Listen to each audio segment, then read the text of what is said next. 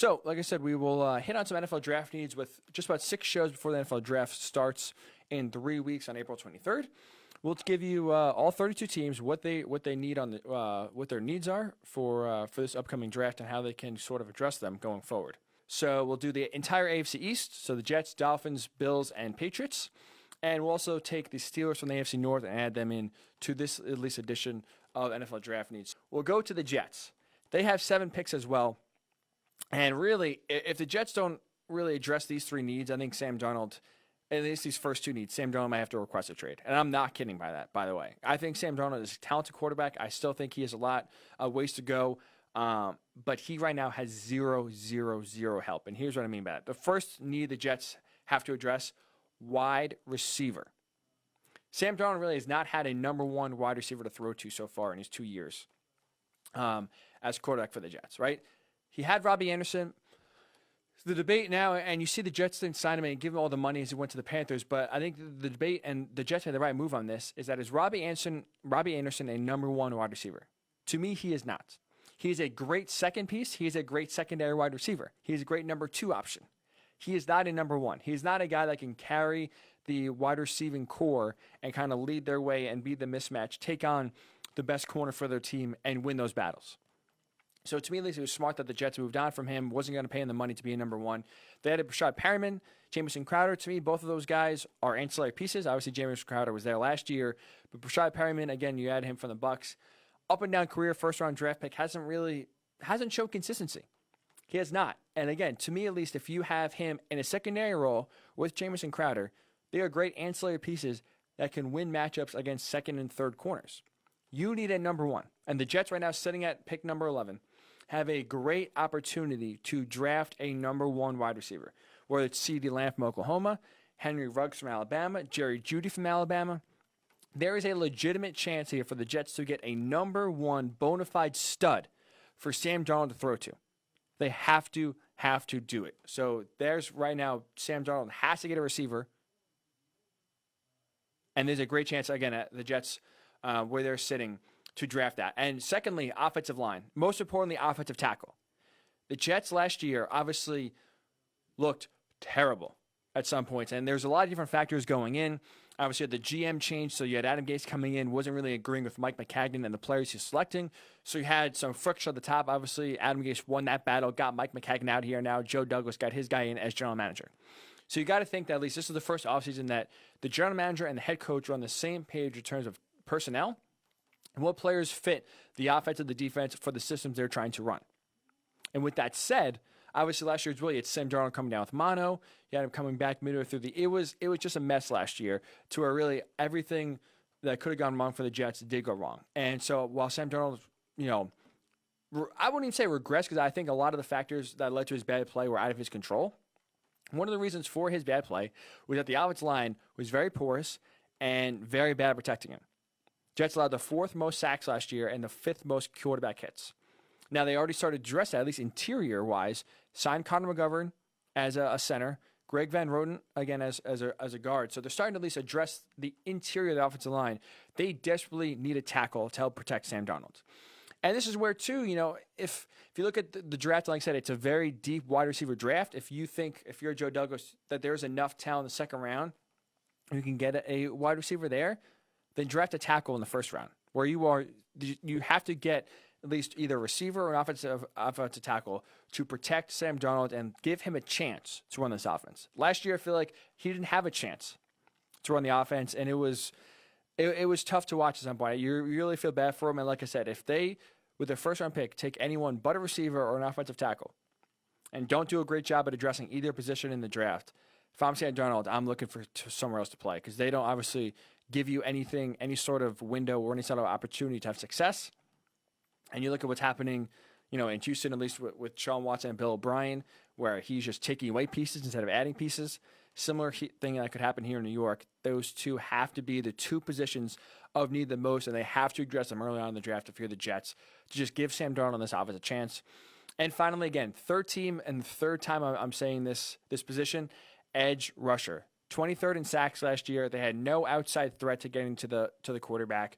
The linebackers did a pretty good job, and they had some interior players that could create some pass rusher like Quinn Williams, and they again had a weird start to the year and really a weird first season. I think he'll develop and kind of settle in this year as well. So most important, the Jets wide receiver, offensive tackle. That's really the first two positions they have to address and worry about the most. If not, Sam Darnold, get out of there. Force your way out. Go somewhere else because that team is giving you or doing you no favors at all. And again, edge rusher as well. Get some pressure on the quarterback. And finally, so we're right at the AFC East with the Dolphins. And, the Dolphins, they basically at this point can draft every single position twice over. They have 14 picks. And if you look at, they have 3 first-rounders, 2 second-round picks. So 5 picks in the top 64, if I do the math right. And I think it's 6 picks total in the top 70. So they're going to have their pick of the litter of drafting tons of talented players at many different positions. So the 3 at least I think they should focus on, mostly all on the offensive side of the ball. First of all, quarterback. This is the time they've done enough tanking. They've lost enough games. They've traded enough players. So they have, again, 14 picks, enough draft ammo and enough draft capital to basically move anywhere they want. And this is the time to finally draft the quarterback of the future. Right? They're already starting to kind of turn the ship around with free agency. They signed Baron Jones. They signed Kyle Van Noy. They dressed some other pieces. They already started building to try to start to win now, right? Last year, obviously, they tore it down as much as possible. Traded anyone with any sort of value or talent. They traded it away. And they were trying to basically go 0-16. Now, great job by Brian Flores.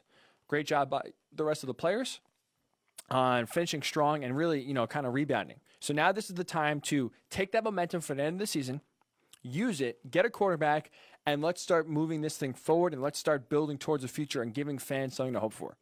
Like I said, there's enough ammo to where even if they like Joe Burrow, right? I think it's fair to say once we do the Bengals, and it's fair to say right now if we did a mock draft, every single mock draft analyst and draft analyst right now has Joe Burrow going number 1 overall to the Bengals. We assume the Bengals are in love with Joe Burrow. We assume they're going to take him. But the Dolphins right now, if they like Joe Burrow more than Tua, more than Justin Herbert, and probably more than Jordan Love, excuse me. If Joe Burrow is their guy, they have enough picks to trade up and I'm sure blow the Bengals away with a trade offer to move up to number 1 and draft Joe Burrow. So whoever their quarterback is, they have enough ammo to move up and get their guy. And if it's Tua, which I think it should be, I do like the talent of Tua. I'm not really too concerned about injuries. I know that's a big red flag for a lot of teams. But if you do draft Tua, this next position of need is something you have to address. And again, with 3 first-round picks, you can do it and have plenty of other picks as well to address this offensive line. Any quarterback, any young quarterback you draft, right, whether it's Burrow, Tua, Justin Herbert, they need protection badly. You look at the offensive line of the Dolphins last year, they were the worst in football. They were tied for first in sacks allowed 58, and they allowed the most quarterback hits. Ryan Fitzpatrick was basically running for his life more times than not. And so whoever they draft, whatever young quarterback they draft, they have to give him a chance. You can't just throw him behind a pretty putrid offensive line because you're going to get your quarterback killed, and you're just going to stunt his growth because they really can't play football. They're just going to be worried about protecting themselves because they're going to be getting hit on every single play. So whatever young quarterback they drafted, that first pick, and again, whether it's at number 5, where they trade up, even higher than that at number 3, or even go all the way up to number 1, whoever they draft a quarterback, absolutely you need to get an offensive line protection for sure. And again, they have enough chance to do it where they have enough picks, 3 in the first round, 2 in the second round. They have enough weapons and ammo, draft-wise, to draft a few tackles. And this is a tackle-rich draft. So that is a great opportunity for the Dolphins to address that need. And finally, just sort of like with the Bills, the Dolphins need playmakers. And here's what I mean by that. Last year, and again, the Dolphins were putrid for most of the year. They finished strong, but for most of the year, they were putrid. The Dolphins' leading rusher last year was not a running back. It was their quarterback, Ryan Fitzpatrick. So I know they signed Jordan Howard, and they hope that some young running backs they drafted in the last 2 years pan out. But you cannot go into a season without addressing the running back position that was led, again, by your quarterback last year. There's enough talent in the later rounds to draft someone. Again, you have enough draft picks to take a chance on 1, maybe even 2 running backs. So you need a rusher that is just able to carry the load and make some plays. And with that being said, too, on top of that, you need some dynamic receivers. Devontae Parker, to me, he had a nice year. And maybe that's because, people are saying that's the first year with Adam Gase. Someone, this offense actually fits him and know how to use his strengths. I'm a little worried that he's too inconsistent, right? Last year he had 1,200 yards. He never even came close to that in the previous years before he was in the league. And there's really no depth behind him either.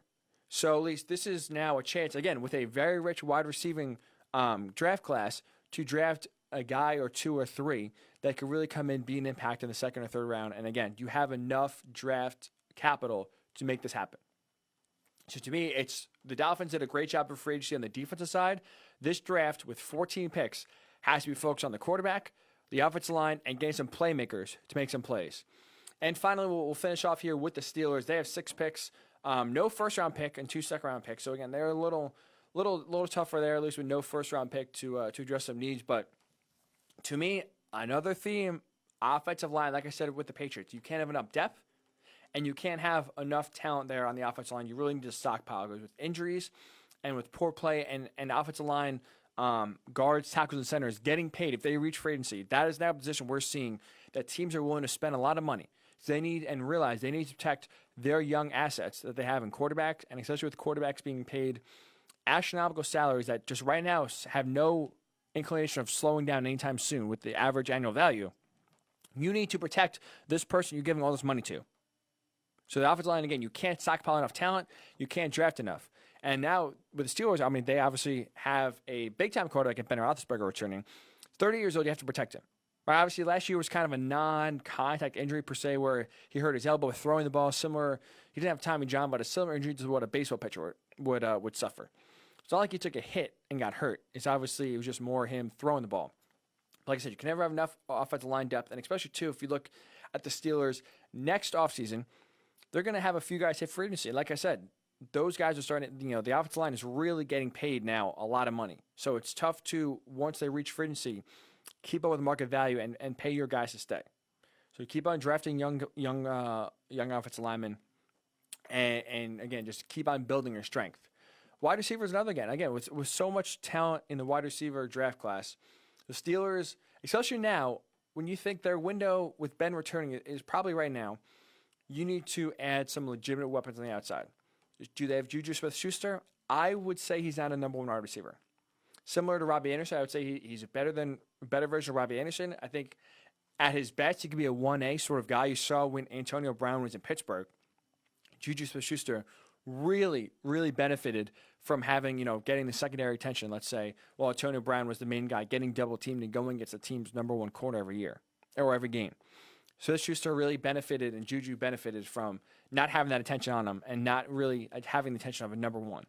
And you look behind him, a lot of young, unproven wide receivers. I know it's kind of counterintuitive to say, well, if you have a young wide receiving core that's unproven, yeah, sure. The smart thing to do is bring another young guy in who's unproven in the draft and bring them in. But like I said, with so much talent in this wide receiver class, to me at least, it's smart to bring it in and just give another weapon to give Juju some relief, let's say, from facing the top corner year in and year out. And finally, again, another theme right now of this draft, defensive line.